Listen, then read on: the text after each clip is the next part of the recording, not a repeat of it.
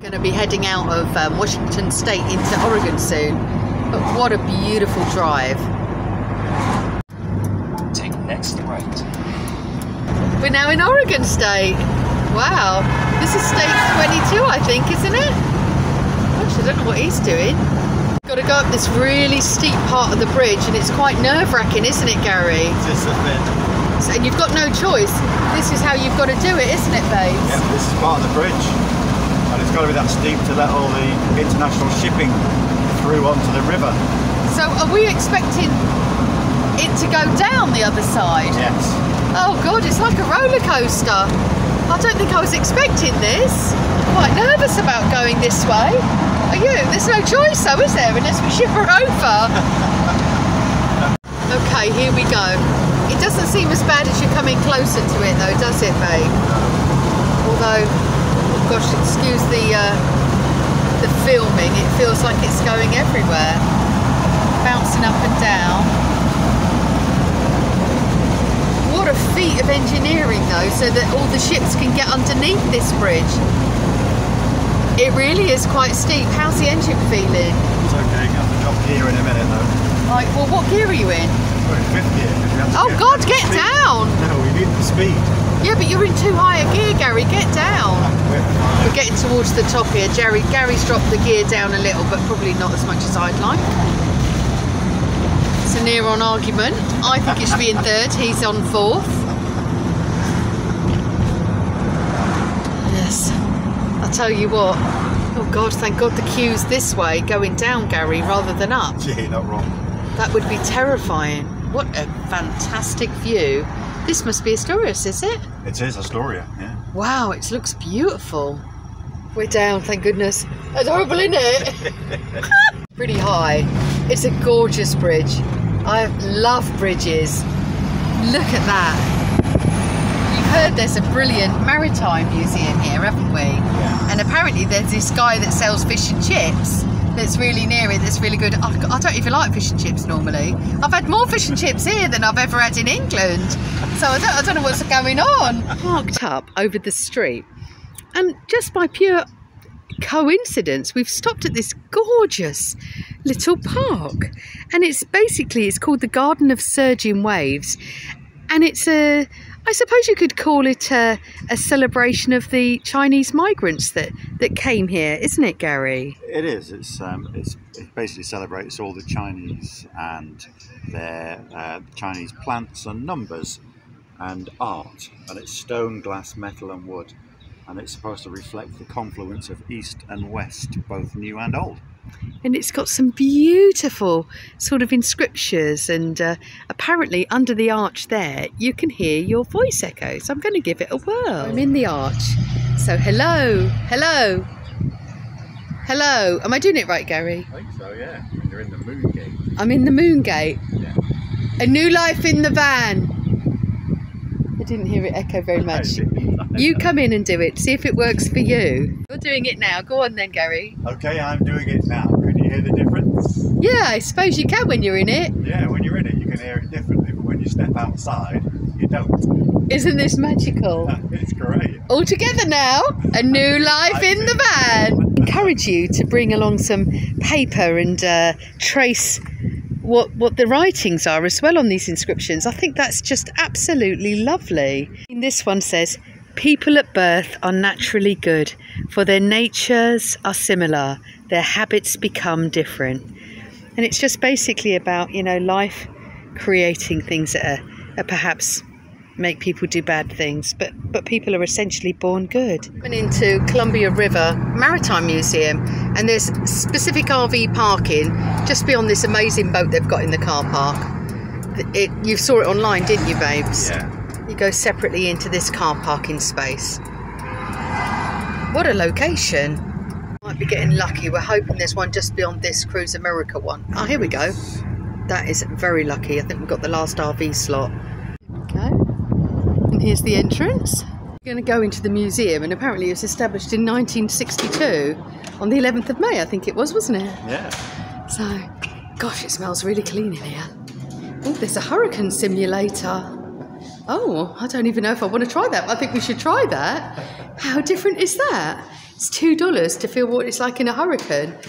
I think you should go in it rather than me, Gary. My hair will be all over the place. Maybe on the way out. Should we do it? On the way out. Okay, that's something to look forward to, isn't it? Gary's going to go in a hurricane simulator, not just for fun, so you can actually tie some knots here.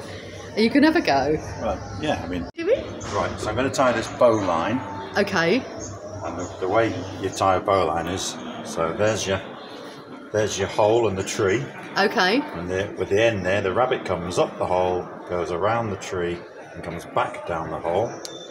And then you pull it like that, and that will not let go. Oh, I tell you what, you make it look easy. Dead easy to undo it. As you turn it over, you just slip that there, and it all comes apart. Amazing. There's a board about seasickness and lots of other phrases across the world for seasickness. And they've got mal de mer, French for seasickness, lay in low, under the weather, toss your cookies, or spill your guts, lose your lunch. I'm going to lose my lunch if I keep reading these, babes. Feed the fish, making a sacrifice to King Neptune. Oh, yuck. Another expression, it says, sadly lost to time, is to know what wood the ship is made from, because you're obviously leaning so close to the wood. Lean over the side for so long. Yeah, I get very seasick, don't I? Yes. Obviously he doesn't. It's quite sickening, really. Or not, as the case Yeah. may be. This is a really useful flag system. I didn't know any of these. Did you, Gary? No, I didn't, but now I've So, read them. what are they? Right, so this one here is man overboard. Yeah. This one here is I need a pilot. Okay. This one is I've got a pilot on board. So this one here means I'm disabled. Yeah. This one here is I'm altering my course to starboard. Yeah. This one is I'm altering my course to port. Yeah. And what about this last one? This one means my engines are going astern, so I'm in reverse. Astern. Is that what reverse astern means? Yeah, astern is the back of the boat, so my engines are going that way. Oh, thank you. That's a beautiful view, isn't it? It is, and that's the Columbia River across there. And what's really weird is that not 4 weeks ago, we were at the headwaters of the Columbia River, the source of the Columbia River, which was literally just little dribbles coming up in these little pools on the top of a mountain. Wow. And now it's all come down there to this massive river. And we're now at the end of it. Yeah. So we've seen both ends of the Columbia River on this trip, babes. Magic. He's going to have a go in the hurricane simulator. He's going to put a couple of dollars in it. It's $2 to have a go. And already the hurricane simulator knows what names are coming up. So here's the 2021 to 2026 hurricane names. Here we are, 2023, and it goes in alphabetical order. That's what they're going to be called. Is it going in, Gary? Okay, so he's put his $2 in, and let's see what happens. Do you have to press start or anything? I don't know what's going to happen here. It's taken your money. It's probably allowed you enough time. Can you feel something now? Oh, your shirt's moving. What does it feel like? Well, his shirt's going. What does it feel like? Can you hear me? Oh, well, he can't hear anything. We'll have to see what it feels like when he gets out. But this is the simulator that you can pay $2 to go and see what it feels like to be in a hurricane. It doesn't look that windy, but I'm sure it feels worse than that. Certainly in a hurricane. Oh, it's already stopped. It's a bit like a hairdryer. So I wonder if it goes category 1, 2, 3, 4, 5. I wonder if it goes up in category, Gary. It might do. Oh. The first one was that not so strong. It did certainly. Is that it over? That's it. Yeah. Oh, that might be a bit of a waste of $20 actually. What do you think? I think it is. Oh, keep your money, people. I'm not sure that's worth it. So we're going to go on the, what's it called again, Gary? It's the Lightship Columbia. Lightship Columbia. It comes as part of your tickets. And it's $16 an adult to get in. It's free for active serving military, which I think is really wonderful of them. Yeah. This is the Lightship Columbia. It's quite a small one. Always very windy. I don't think you'd be able to hear me. Absolutely lovely. The guy here is so knowledgeable and friendly. He's the right character as well. Yeah, this boat, this particular ship, was out of commission in 79. 79, he said, didn't he? It's just a great place to come, and apparently the training school that's right next to this is world class. If you've come training here, if you do your seamanship training here, you're really Respected. you're really getting the best of training. So very interesting. It's a lighthouse at sea, wasn't it? And it was sort of anchored about 5 miles from the coastline, but it was loaded with loads of stuff. They had to sort of make sure in case of the bad weather, didn't they? Yeah, this particular one had 12 tonnes of food, 13,000 gallons of fresh water, and 43,000 gallons of fuel. Nearly as much food as we have in the motorhome. Here's the mess deck. Actually, the table and chairs look really comfortable. Oh, there was apparently 17 as the crew, but as Gary's just pointed out, you'd only ever have to put half of them in the quarters. The captain, where do you go on? Where he sleeps? He'll have his own bunk. So they've got their own lockers as well.